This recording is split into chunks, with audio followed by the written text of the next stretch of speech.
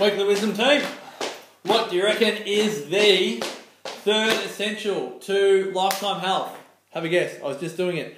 It is exercise. I was reading the, what's it called? Body and Soul on the weekend. They interviewed 3 Aussie centenarian ladies. Hold on, let me get it. 3 centenarian ladies. This is the front cover. If you've got it at home, get it. Or click on the link and have a look. Here are 3 centenarian ladies, right in here. We had Dot DeLoe, I love that name. Dot DeLoe, 101, lives in Sydney. Bet Holmes, Betty I imagine, 103, lives in the Blue Mountains. And Ruth Frith, 102, lives in the Gold Coast. And what do you reckon the key ingredients was to their longevity? Was it diet? Was it a happy marriage? Was it job satisfaction? Was it no stress? I mean, you read these ladies. Let me just pop back in here again. You read some of this here. Dot DeLoe. I came to Australia on a boat when I was 2. It was the year the Titanic disaster happened, so we were lucky we didn't hit an iceberg as well. Our cottage had no electricity or running water, but we had a garden, animals, and we 6 children only came inside if it was raining. God, it's hard enough to get kids outside these days, let alone inside. We ate and lived healthily, and I think that's one of the reasons I've enjoyed such a long and healthy life. What about Ruth Frith? I got my first taste. Here we go. My mother went into hospital for surgery. When Ruth was 13, my mother went into hospital for surgery for an irregular heartbeat and died. 3 years later, Dad came home from work and said, I have the most terrible headache. He went to lie down, and that was the last we saw of him.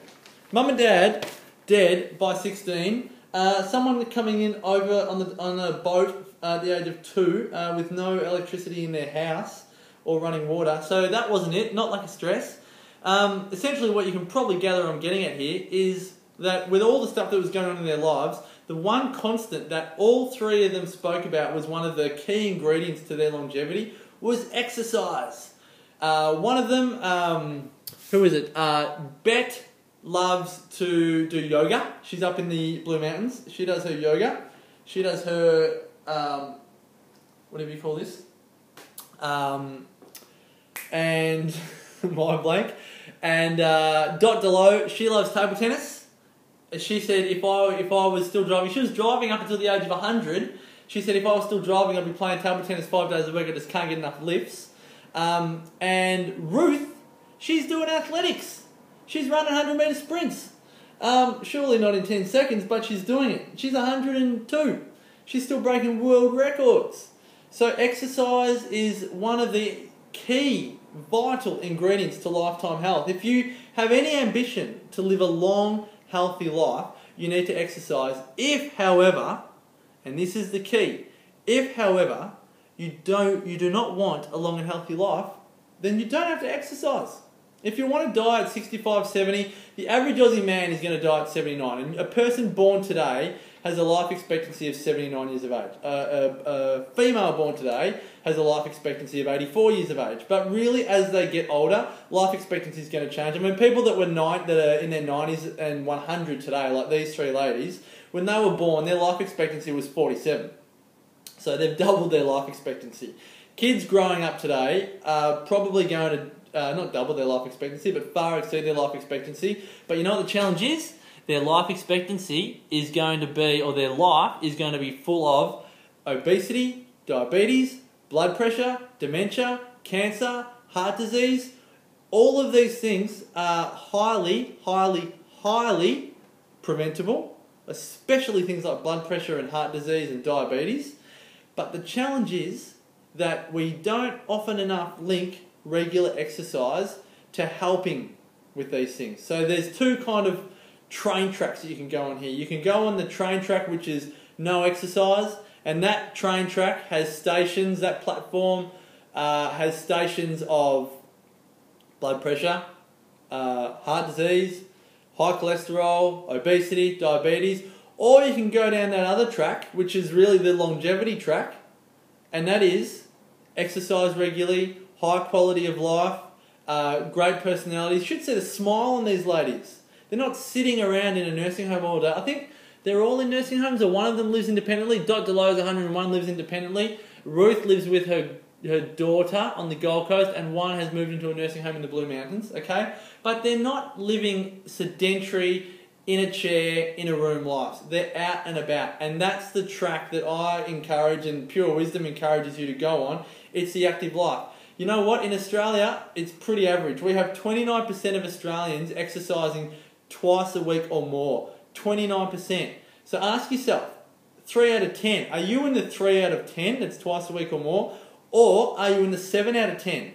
I mean, really, you got to be a weirdo to exercise these days. 10% of Aussies get adjusted, right? 10% of Aussies see a chiropractor. So we're weird. 29% of Aussies exercise. Pretty weird. 71% of Aussies don't exercise. You're in the majority. It's more normal, it's more common to not exercise. The other stats, 27% of men say work gets in the way of exercise. 14% of women say family gets in the way. You've got to get the excuses out of the way because, again, you can choose results or you can choose excuses, but you can't have both. So decide what it is for you. If you work, you've got to get up early or you've got to exercise in your lunch break. Or you've got to exercise on the way home. But it's going to be one of those 3 times. I don't know when else it's going to be. If you're a mum, really, you're going to have to get up before the kids or get a sitter or a neighbour to look after the kids for an hour, or do it at night. There's really no other options. Or put the kids on the back of a bike and get on a bike. But brutally, that's the way it works. We can't really do anything about that as parents. It is more complicated, but it doesn't make it impossible. So then it's a matter of how high is exercise on your values list. The only way really to make it higher is to think about all the consequences of not doing it, or all the benefits of actually doing it. So if exercise is going to give you a longer life with kids, then that's really what's going to make it work for you. If you're a man and it's all about work, well, is exercising going to make you lots of money? Is it going to make you a successful business owner? Is it going to allow you to create more jobs for people? Is it going to allow you to expand and travel and do everything else that you like to do?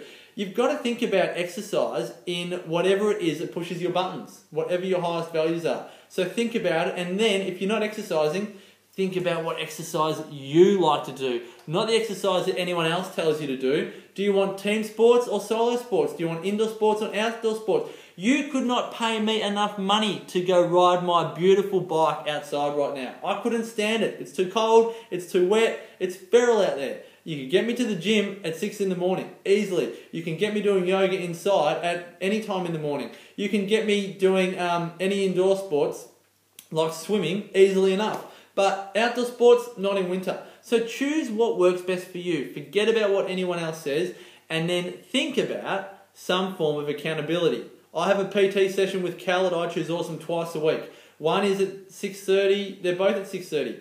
Oh no, one's at 12 midday on a Wednesday, one's at 6:30 on a Friday. I could not call Cal at 6:15 on a Friday morning and say, Cal, it's cold outside, I don't want to come. Not going to happen. The accountability means I get out of bed whether I like it or not. That accountability serves me, and it would serve you and everyone else I know if you're looking to really create the health that you want through exercise.